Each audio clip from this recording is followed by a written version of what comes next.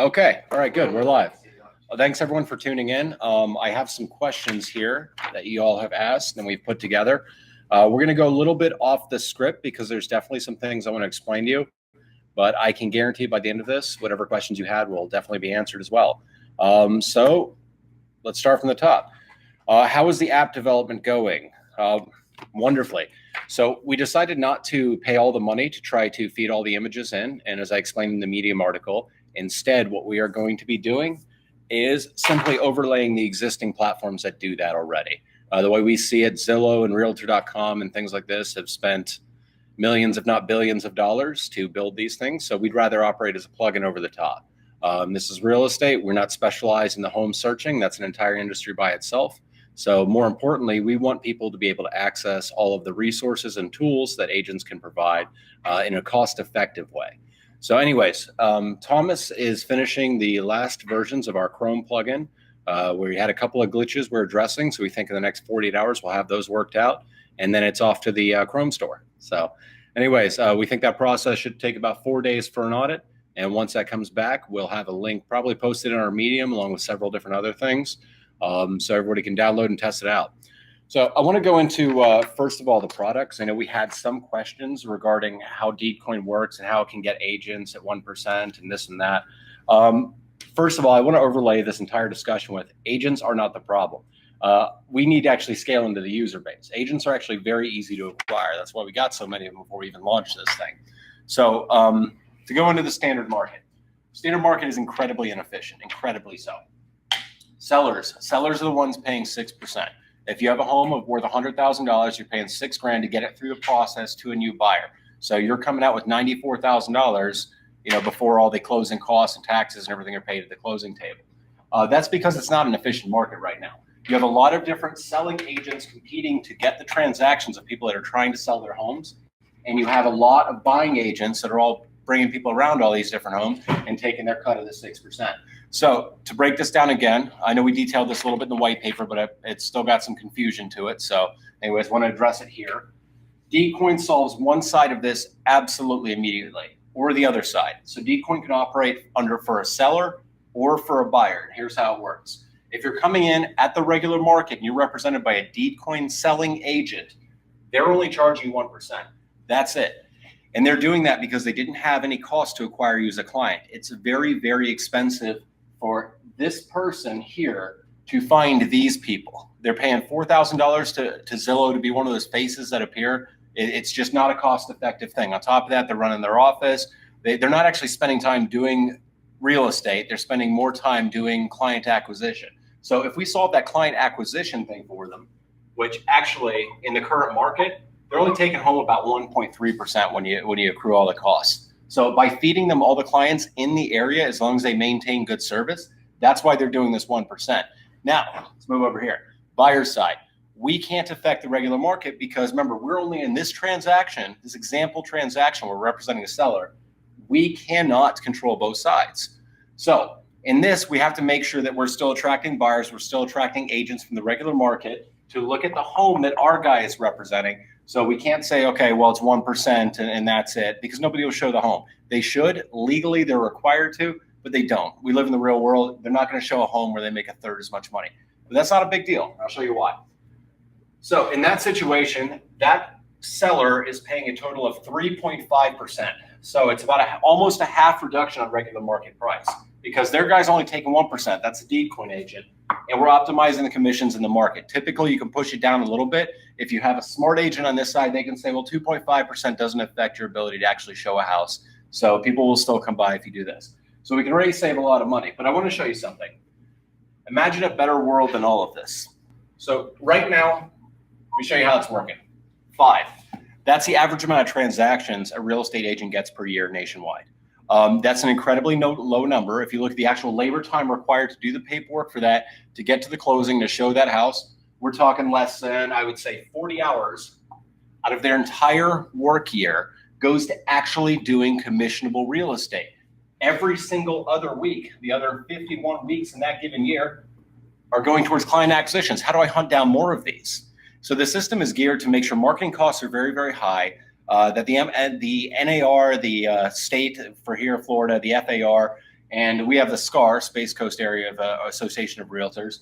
All those costs accrue into a huge number. So they want as many agents as possible. So that's why they keep these commissions high, because if you're only getting 5, but you're making say 6 to 10,000, well, then you're making 30,000 to 50K a year being a real estate agent. That makes sense, but that's not good for homeowners.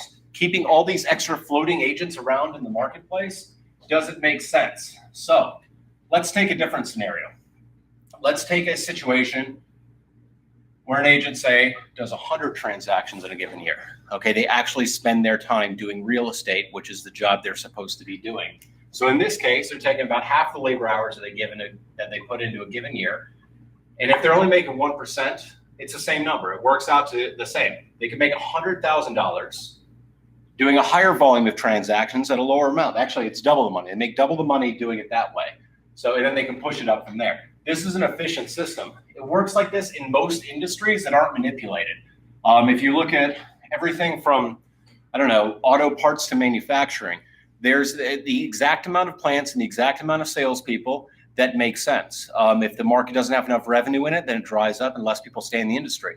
But in real estate, it's different because you have a lot of national lobbying organizations and a lot of market drivers that make sure they keep those agent numbers up by keeping commissions up. So what we're doing is working on a system where we come in initially from one side of the transaction. All right, what we're doing is we're having our agents charge 1%. Now, as more and more people hear about Deedcoin, say 10% of the US hears about Deedcoin, that means that 10% of the buyers are coming in through the same thing. So if we're controlling both sides of the transaction, so we have one agent in an area, say this is our agent, this is our area, this is a house for sale, and a buyer in that area says, hey, I know about this house. I want to go see this house. Well, guess what? They're going to go through the listing agent to this. All Deedcoin agents do is they don't double dip on the deal. If they're representing both sides of it, they charge that flat 1%. That's it. Very straightforward. Why should they charge double if they're doing the exact same amount of work representing both sides of the transaction? So it does drop to this. Initially, we're talking more about here, which is still amazing. And it's much better than the current 6% we're at right now. So I know the next questions we're going into. I hope that explains a lot. I do have some questions here referring to what will attract brokers to become deed agents and earn as low as 1% commission compared to what they are currently earning. Okay, I think that explains it right here. Simply, it's volume. Right now, a lot of agents don't even have a single home that they're listing. They don't have a single buyer they're representing. What we do is we take one agent in there, ask them to assure their quality, and we'll assure the volume for them. They can continue to do the regular business, but anything that comes through the deed pipeline, anything that comes from us to them goes through that rate. So we're locking that in nationwide. That's what our network does. So it doesn't actually take away from their existing income. We're not saying, okay, come over here and we're going to chain you up and make you a Deedcoin agent. That's all you can do. No, we're picking one and adding an extra revenue line to cover that footprint. Think of it like a wireless carrier going in and putting up a tower that only costs $10 a month for unlimited internet. That's essentially what our model is if we were compared to a different industry. All right. Next one here. Okay, I see some questions about the broker model. So yes, technically a broker is the only person licensed to do business by themselves. Now, some brokers might have 60 plus agents underneath them. And what they do is on every single agent, they'll take, 5%, 10%. So basically they're running a sales team, but these guys get 90% of the income. We're not actually going after that model. There's not a lot of this model around. This is the model launched by things like, say, Keller Williams, where it becomes more about recruiting than actually doing real estate. That's not what we're doing. And the nice thing is, remember, we only need one brokerage in a given area to cover that area. Because as we supply the volume, that's theirs. It only goes to one. I don't need to get every Keller Williams. I don't need any Century 21s.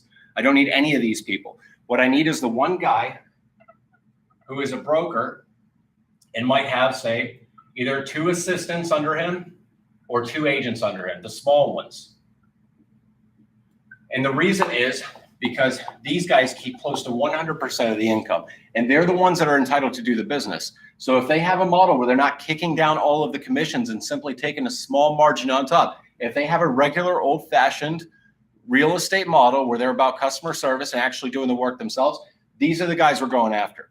In fact, the average Deedcoin brokerage of our 160 has, I think we did the math, it's like 4.3 agents it came out to.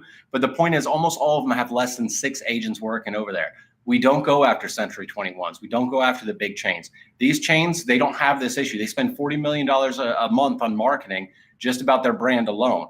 They're driving their customers from major platforms. They're ranked way up on Google. They don't need any of this. They don't need volume. They don't care. They don't want to cut the fees. That's because they're part of the problem. Obviously, the people that are making all the money and liking the 6% commissions, they don't want to change anything. But for every single one of these big guys underneath, there's a multitude, probably 3 times more registered brokerages that are trying to compete with them. They're fighting against them.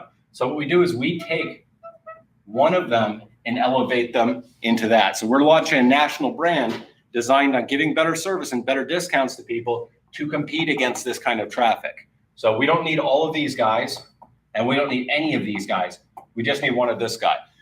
And we have some other questions about how are we going to acquire more of them. We don't need to. As I explained, that footprint is what we need to cover. If 10 customers come in, 20 customers come into a certain, city, it doesn't, or a certain small town, it doesn't really matter because they can handle that volume. Remember, these guys might be having, 3 or 4 active deals at the table right now. So if we bring in another 6 deals, that's something they can do within their bandwidth. Now, also, if anything slows down, we can monitor that because we do have a dashboard to track the transactions, which is the next part of this I'm going to go into. But if there is a point where they need to hire more agents to start running a higher volume, that's absolutely fine. It just means that this person is just going to hire a couple more folks underneath them and say, hey, 50-50 split. You're getting half of this. You don't have to pay any client acquisition costs. Just show them houses, handle the paperwork. Remember, it's still with volume a very, very good model. That's why we have the agent base that we do. Okay, so that kind of moves past the real estate part of it. Okay, I see some questions on IP and the patent application. Unfortunately, I can't really answer those. So we do have some IP moving forward, but I'm not allowed to really disclose what that is. Remember, though, this is my personal view. I don't put a lot of importance in IP. It's about getting to market. There's a lot of very awesome patents out there that never did anything in the real world. So the important thing here is building a user base. It's getting people using the product. That's the really critical thing. For somebody to try to scale against us right now, they'd have to launch this model, get all of these brokers on board. I mean, we have a 50-state head start on them. And the mega brokerages don't want to do this simply because their model spends a lot of money to get a higher commission. They don't want lower commissions. So all the people that could compete against us don't want to. And all the people at our level would have a hard time catching up. So all in all, yeah, that's not really too much of a concern. That said, IP is still moving forward on it. How do we transition already established brokers and established markets to utilize the Deed platform? This is something that we've done already. Okay, this is a good question. Does Deed have their own attorneys, lenders, appraisers, home inspectors, etc., to complete each transaction? No, and nobody does, but we're the only people that account for them. And I'm going to show you. And this actually touches on how we're going to scale into the markets as well. This is a major scaling point for Deed to actually acquire more and more users. So when a transaction begins, it begins with a seller. So the seller says, okay, I want to sell my home, selling it for $200,000, and then they go find an agent. Okay, now customers heard of Deed, that's going to be a Deedcoin agent. That's a critical thing. Now at this point, it's actually very, very dynamic marketplace. There's no pipeline for which closing company you're going to choose. Typically the representing agent, and we're gonna say broker. Remember, the difference between a broker and an agent is the agent works for the broker. Technically the broker is an agent that can do business by himself. But anyway, so I'm going to use those terms interchangeably because we're talking about very small brokerages where the broker's actually out in the field. We're talking about ones that do work. Anyways, so the seller's going to ask a question to the broker. They're going to say, okay, well, I need to get a appraisal done to figure out how much the list is for. And the broker will say, okay, I know the guy. The seller will say, oh, actually, I already have one, in some situations. Anyway, so all of this is coming in on word of mouth referrals between these two people. So the important thing about scaling into this is there's a lot of people that go into a real estate transaction. So when a broker or when the selling agent finds another agent, or the other agent finds them, which is the buyer's side, the buyer's agent, who is representing a buyer, that's when the transaction begins. But before that point, somebody might do an appraisal to figure out exactly how much their house is worth. They might do an inspection, bringing in an inspector to figure out how much it's worth. They're going to choose a closing company because they have to put one on the paperwork. That closing company could actually instead be a lawyer who's doing the title search ahead of time to make sure things are clear. Then afterwards, when this person comes in, these two are negotiating. They're going to say, okay, well, I want to pay you $198,000 for the house. Well, we're not taking that. We want $199,000. But when this culminates into a contract, then of course that closing company is activated, at which point another inspector comes in. An appraiser typically will always come in if there's financing. And then you have multiple, honestly, you have a lot of different other parties. You have the title company, you have any kind of repair work that happens. But here's a nice thing. All of these people are just hand chosen. There's absolutely no system. It's these people picking somebody that they found on Google. So the difference between this system and anything else is Deedcoin's coming in right here. Deedcoin's coming in with this agent. Now this agent has access to a portal. It does something very special. And the seller also has access to a portal that does this as well. It can track the transaction all the way through. So for example, right now people are blind. When they try to sell a home, they don't know what's next. They know I need an inspection at some time. They know I need to talk to the closing company. We need to get some docs in. There's a finance company getting involved here. Anyways, they're picking all these people just up as they go. Now, all of this is done typically with a title company communicating this web of people, trying to get everybody just to get their work done so they can get this to a closing table. Absolutely no structure, and there's no organizational schema to it at all. So what Deedcoin does, because Deedcoin builds a nice timeline system where they can see every step that they're at. So they can see when something's listed. They can see when a contract happens. They can see when the appraisal's scheduled, when a pending closing. If other items come up in here, such as the inspection doesn't go through, and they need a WDO, which is somebody to come in and check for termites. They can add all of these items and know in one transparent way when they're actually going to get their money and sell their home. The agent and the broker here can do exactly the same. Now what Deedcoin does special is invites everyone here into this exact system. So, for example, a title company can see every party attached to a transaction. It's just one email link. Okay, we picked our appraiser. Here you go. Use this, click it. And all you have to do is type in their email. They're invited to the transaction, and they can see every other party they need to communicate with. They can upload their reports into one place for everybody to see to get this done as a team. So it becomes a team activity instead of just a scattered email mess that exists right now in the marketplace. We're the only people that provide access for everybody to use the same tools that we give our people access to. Now, the nice thing about all of this is all of these parties, once they use this one time with a very simple link, they don't have to register, they don't have to pay anything, kind of like Trello. They can use this again in the future. They can refer others into this exact same system. They can actually start their own transactions through this system as well. This is an open dashboard for anybody to use. But the nice thing is the whole dashboard is powered by Deed. So it's just like the reason that Google AdWords has taken over the advertising sector in the internet. It's not because their prices are better, because they're actually far worse. And it's not because anything they do is better than what an ad exchange can do. It's simply because they give you tools. If you give people tools, if you solve problems that are just absolute clusters out there in the wild, if you give them something that makes it a much better solution, people use it.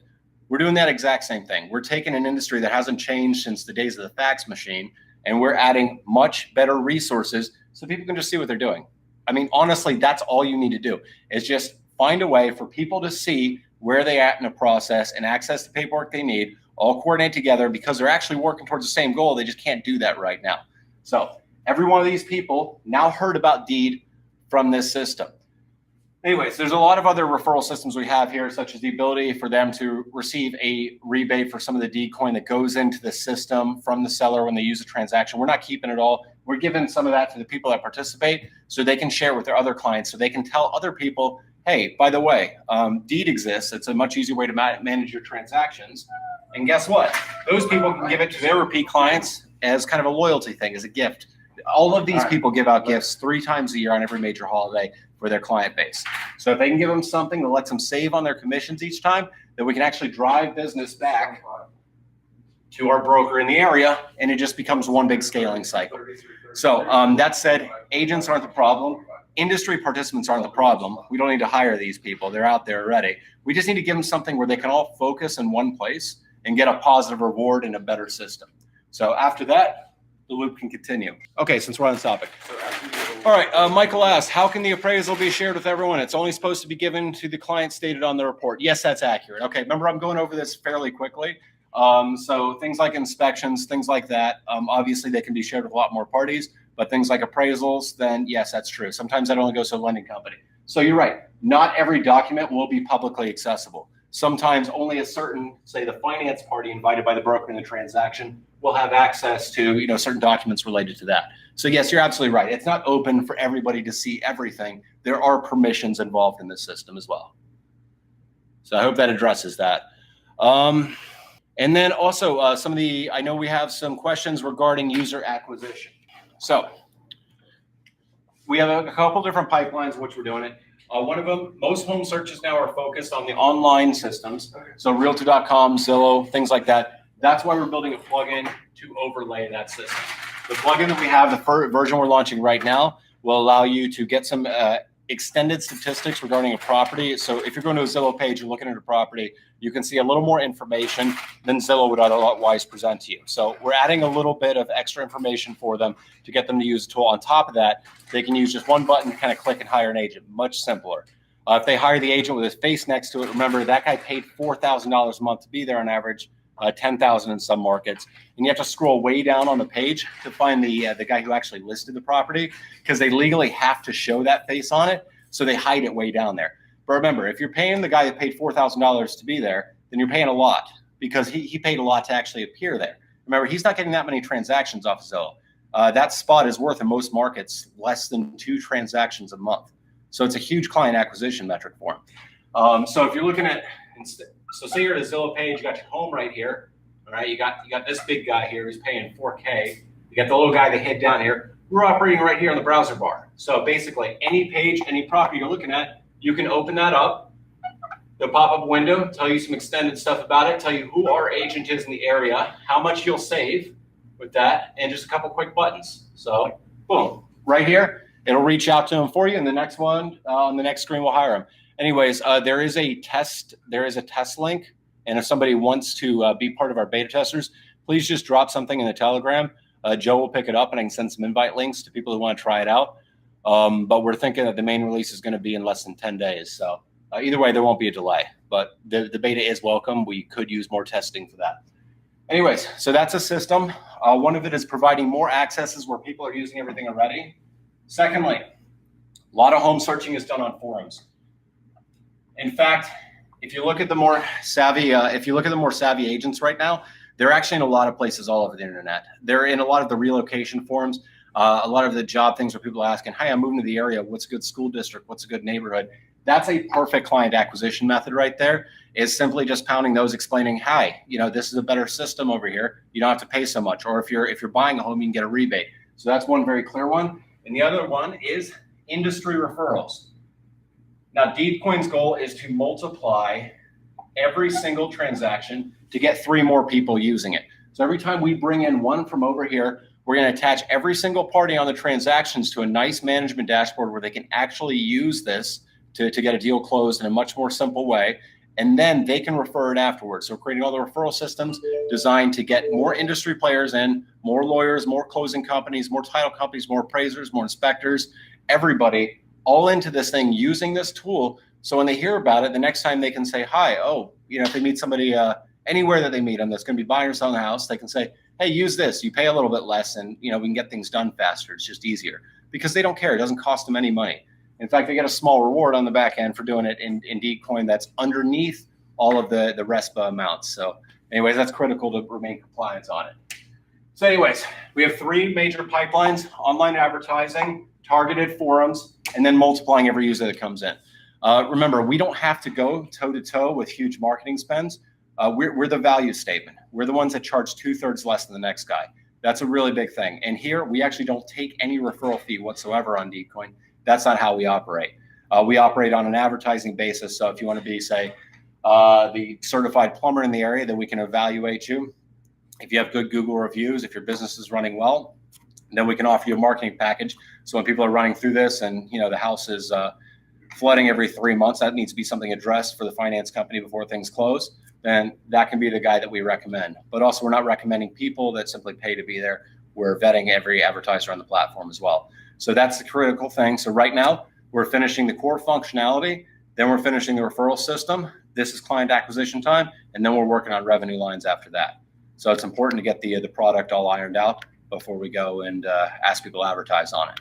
So anyways, we're expecting that to be a 120-day timeline with the initial plugin launching in 10 days from now. The dashboard is available already on the portals, but we're going to be converting that into the mobile app, which will come out probably in about 5 weeks from now. And then after that, we're going to be moving forward on the next step. And the next step is, of course, getting the industry using this thing and building out the tools that they need. And then we can charge the advertising, and that will sustain it as we continue to collect more customers. Now, the more that we charge on that end, the more that goes back into the main system. Right now, we are waiting on one final word. We might be upgrading our protocol. I know we've alluded to it. We did forge a partnership with GoChain. They are much more efficient. The really nice thing about using Go is we can make sure all of our Deedcoin people don't have to pay Ether every time they send a Deedcoin. We can simply switch to Go, which works very similar to Ether. It's just a node. So instead of going to the Ether mainnet, it points at this Go, which works very, very similar. Anyways, you actually won't notice anything if you're a Deed wallet holder. Your same Ether wallets can point at the same Go node and look at a Deed smart contract. But the nice thing about that, instead of every time a Deedcoin moves, it has to carry some Ether around as fuel, as like on a toll road. What we can do with GoChain, if we launch it on Go, we can plug in to the smart contract that you don't actually have to spend any GoChain. It goes and asks this wallet that we have over here at Deedcoin. It says, hey, this wants to move along. Do you want to pay for it? We say yes. That's it. So with this system, it means that somebody can have a simple wallet all set up behind a nice UI that doesn't even worry about any of the blockchain. It doesn't worry about any of that on the front end. It just simply is. And if they want to send, they can send with a single button click. It can grab the cost of it and send it along. The really important thing for this industry to grow is simply to take all of this really not so pretty code and put it on the back end. We see a lot of things that are very, very confusing to use. Everything we're focused on is moving tokens with just single button clicks. That's it. There's no reason that this technology is supposed to be on the front end. It's not pretty. It's very helpful, but it is absolutely not a pretty user-friendly technology. So we're designed to make that nice, pretty user-friendly layer, and then everything below it can be done. So anyways, the one really nice thing, the one thing that's delaying us a bit on having any kind of secondary market interaction is finishing this with Go, because if we're launching on Go, then our token is going to be on different specs. But the bright side of that is it's going to be a lot easier for every other user to access it, move it, do whatever they need to do with it. So anyways, the markets. We are focused on the US market initially. We do look to go into other countries with higher commissions, but it makes sense for us to be where we are right now. Our dev team is here. The market is here. It's actually one of the biggest markets that has the largest problem for this. There's no reason real estate commissions need to be this high. If you look at places like Ireland, Ireland has a 1 to 1.5%. It's very efficient. You know, if you're selling something over there, you simply talk to the town real estate guy. He lists it for you. If you want to look at that house, you talk to that same guy, and he takes his commission when a deal transfers. There's not this crazy, outer ecosystem designed to drive everybody into this field, collect fees every month, make sure commissions stay high, lobby so they stay high, so they can keep as many people employed. All the people that represent realtors like the NAR, the FAR, the local county ARs, all of these people just want as many agents as possible. And because of that, they're taking homeowner equity away just so they can sustain this giant ecosystem. It's not a sustainable model, especially with the spread of the internet. It's on its way out anyways. Deedcoin just one of those catalysts that's going to drive it down further. The app did get delayed a little bit. It got delayed simply because we couldn't get those pictures fed in. We had a partner lined up for it, but some pressures were applied and they no longer wanted to provide pictures. Now, that same thing said, we don't need that. We don't need people to be able to do their home searches on Deedcoin. It's just a nice feature, but it did delay us. We have to restructure the app to eliminate those elements. So that's why we moved to the browser plugin first, which was being developed in parallel. So once that's finished, we'll roll into the app. So I think the app's mostly there. We just need to adjust out these elements and bring in the extra functions. So I think if that starts at week 3 from now, it probably will only take 2 or 3 weeks to finish and get it in the store. We're going to be launching iOS on that front first, and then we're going to be doing an Android port afterwards. So, and then any functions that come from that will be backfed into the platform. So at that point, we can keep all the upgrades working together. That's the platform online, the plugins on browsers, and the app, which will at one point have an Android as well. Android development, rethink it. Android development is probably going to be about 5 weeks behind the iOS development. Okay, Michael, can you briefly explain how the process changes when the market is adjusting the price per Deedcoin? Yeah, I can explain that. Okay. So the one critical thing to remember is 10 Deedcoin equal 1%. So if you're coming in as a seller, the maximum discount that you can get is going to be 5%, assuming that your buyer also comes through the Deedcoin network as well. On the seller side, you can take whatever the standard commission is, or on the buyer side, you can take the standard commission above the 1% they're keeping and apply that as a rebate. So the maximum that's ever going to be is going to be 2%. So take these numbers and multiply them by 10. That means that to start a selling transaction, you need 50 Deedcoin. To start a buying transaction, you need 20 Deedcoin. Now, if you only get a rebate of say, or if you get a rebate of say 1% on this because it was a 2% listing for some reason, in that case, 10 of your Deedcoin are unused and they'll go back to you. That's it, real simple. So anyways, initially, we don't function directly converting the market price of Deedcoin. We're just simply setting a multiplier. We're setting a multiplier of every 10 equal 1%. Now, the nice thing about this is it actually lets what should have happened in the first place happen. And that's the free market determine the price of real estate commissions. That's a real critical thing. So anyways, if you're talking about a $100,000 house, then 10 Deedcoin, in that case, you're saving $1,000 for each 1%. So it means that each Deedcoin has a usable value of 100 in that transaction. Obviously, it's higher if it's a different one. But the whole point here is it lets the free market adjust it. Now, if ever Deedcoin becomes not cost effective, what it does, and I'll show you this. If you want to read a little more about this, go into the white paper under the Deedcoin, what is it? Matt, not Alpha. Is it Alpha or Prime? Alpha. Deedcoin Alpha? Mm-hmm. Okay. You're talking about the stability metric? Yeah. Yep. Deedcoin Alpha. Yeah, we did a little rebranding on that. Section 9. Yeah, look at Deedcoin Alpha anyways, and there's some graphs there to explain this. But basically, it finds a point where if the price were to be at a point where it wasn't profitable, it finds a point in which that profit would reduce. And from houses, imagine a point like this. Imagine if Deedcoin has the exact same usable value in every transaction. It's a linear function. It goes like this, really easy.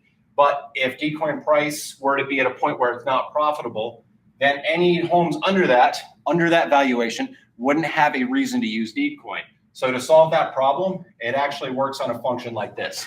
It prorates out the amount of Deedcoin you need based on the value of the home that you're selling or buying to make sure you're receiving the full discount without being cost prohibitive. So anyways, I don't want to go into the exact math on that right now because that's a whole another half an hour. But anyways, if you read that in the white paper, it will explain it. So, and what time is it? 4:39. Okay, I got 5 minutes left. So if anybody has any questions, now's a good time. Otherwise, we have one of these next month as well. We're going to start doing these every month from now on as well, just to clarify that. So we've been a little bit busy under the dev work and making some partnerships, but anyways, it is important that people are able to ask these questions, get some updates on the project. So that's why we're here. No problem, Michael. Okay, let me look at the Telegram. Over. Okay, all right, looks good then. All right, well, thank you. I really appreciate everybody tuning in. I'm going to have this recorded. This will be on our feed. And from now on, even if you miss one of these, every month we're going to have this recording up so you can see the questions, you can see the progress, you can see what's happening. And you don't have to tune in, but I'd like you to tune in so you can stay involved, ask the questions they come up, get things clarified. So thank you, everyone, and we'll see you next month. Bye.